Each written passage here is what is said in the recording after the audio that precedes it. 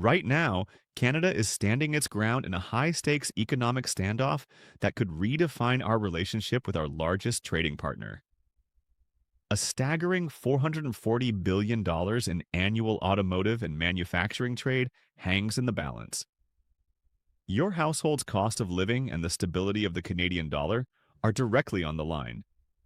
This is not a drill. But wait, why did Canada move so quickly to fire back? And what happens to your wallet next? Welcome to Canada Pulse.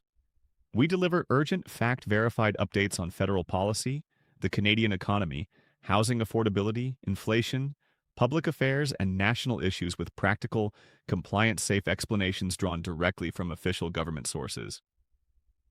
If you're a homeowner, a worker in the manufacturing sector, or a student looking at the future job market, what I'm about to reveal could directly affect your mortgage rates and job security within the next quarter. Subscribe right now and turn on notifications so you never miss the next development. Thousands of Canadians are already watching to stay ahead of these rapid shifts. Don't be the last to know. This video is for informational purposes only and should not be considered financial, legal, or policy advice. Always verify directly with official Canadian government sources.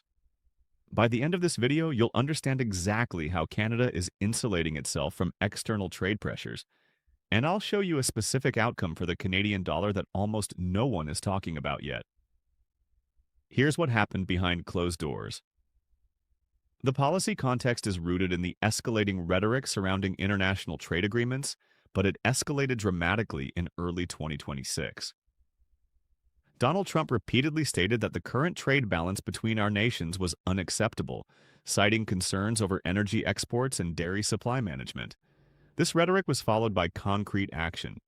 Proposed reciprocal tariffs were outlined in a preliminary policy brief, threatening a 10% baseline tax on all Canadian exports. The Canadian response was near instant.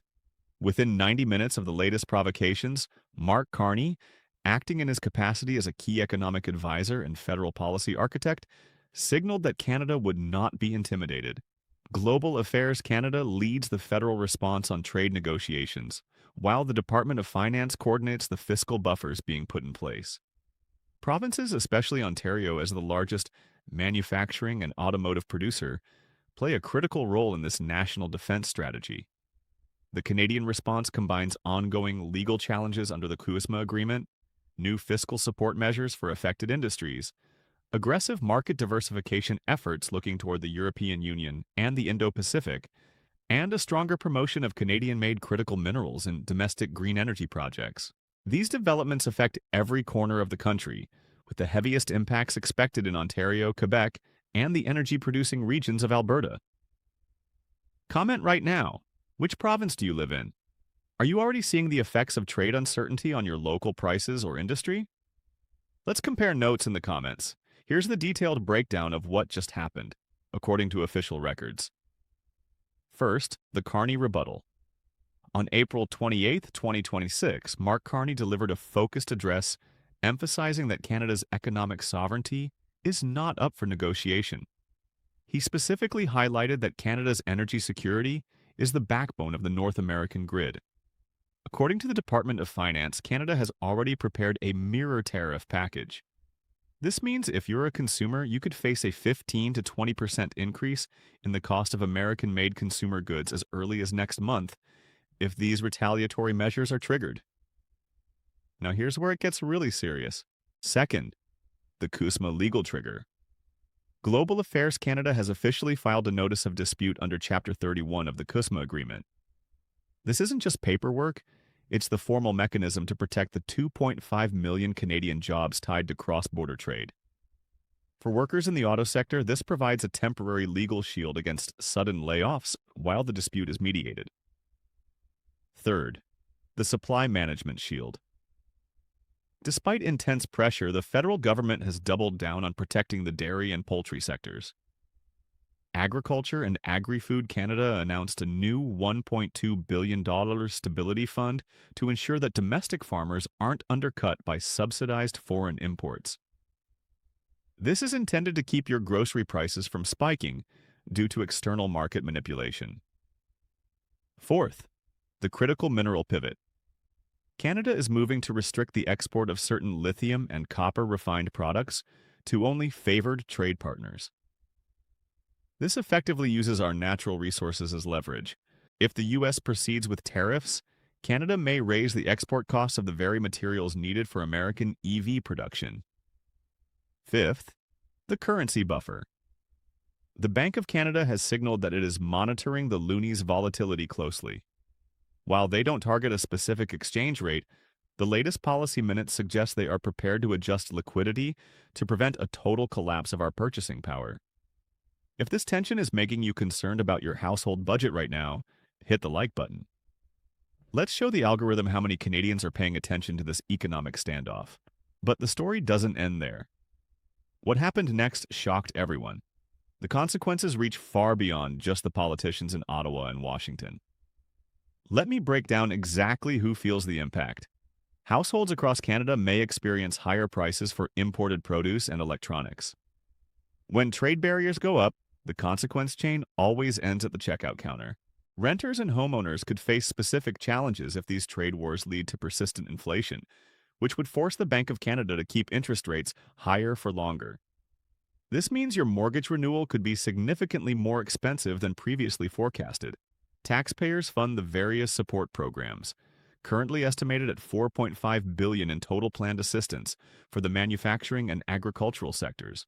Workers in the automotive, steel, and aluminum sectors face real uncertainty. According to industry associations, nearly 150,000 jobs are directly at risk if the border slows down. Small businesses throughout the supply chain feel the strain when the cost of raw materials fluctuates. Students and young people training in trade-heavy fields may encounter fewer immediate opportunities as companies pause hiring during the adjustment period. Even immigrants employed in our industrial heartlands are protected by the same labor market supports. But the general economic chill affects everyone's upward mobility. The provinces most directly impacted are Ontario, which handles the lion's share of automotive trade, followed closely by Quebec and Alberta.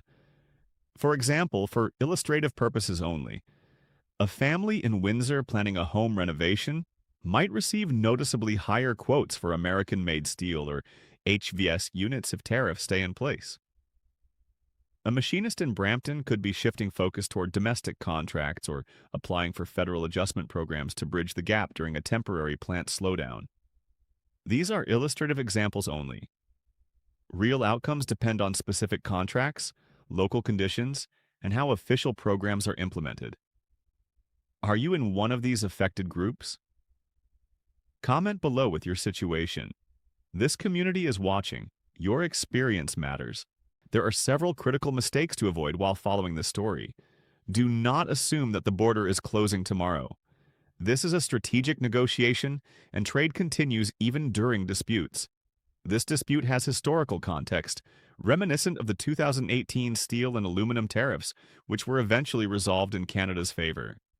Do not trust viral social media claims about food shortages.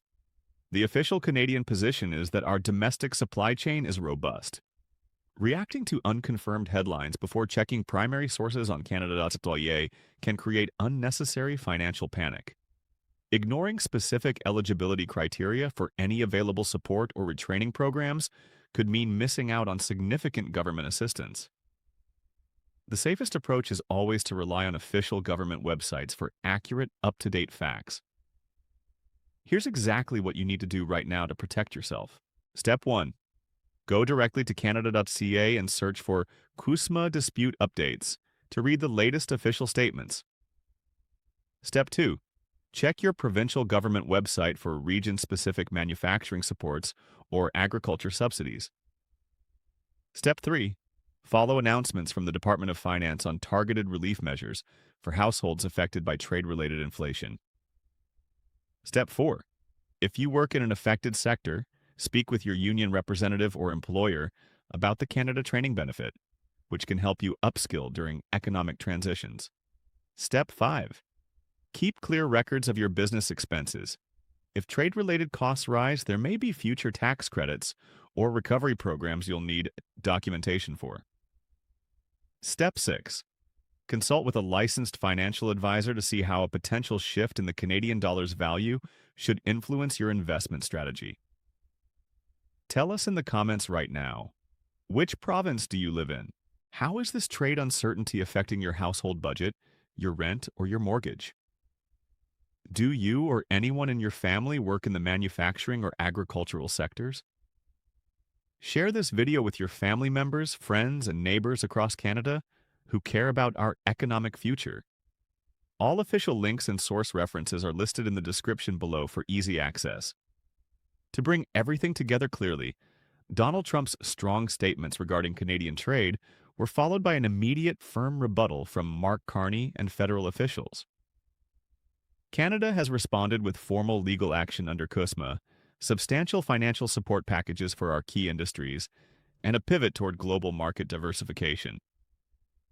The manufacturing and agricultural sectors have been a vital part of Canada's economy for generations, providing stable jobs and helping meet the country's needs. Remember at the beginning when I mentioned the $440 billion at stake? Here's what that means. Canada is using its position as a global energy and mineral powerhouse to ensure that any trade bypass or tariff attempt results in an equal cost to those who initiate it. While the situation remains dynamic, with ongoing negotiations in Washington and Ottawa, the federal and provincial governments are taking concrete actions to defend Canadian interests and reduce our vulnerability. The situation is changing hourly, so the best way to stay ahead is to follow verified official sources. This will give you the clearest understanding of how these developments may influence your costs in the months ahead. Thank you for watching Canada Pulse. If this detailed, fact-based explanation helped you see exactly what happened after Trump's comments and how Canada is responding, please like the video, share it widely, and subscribe so you receive our regular urgent updates on the policies that matter most to Canadian families. All official government links are in the description for your convenience. And one more thing. In the next 48 hours, a major update regarding the dairy supply management negotiations is expected. Make sure you're subscribed so you don't miss it.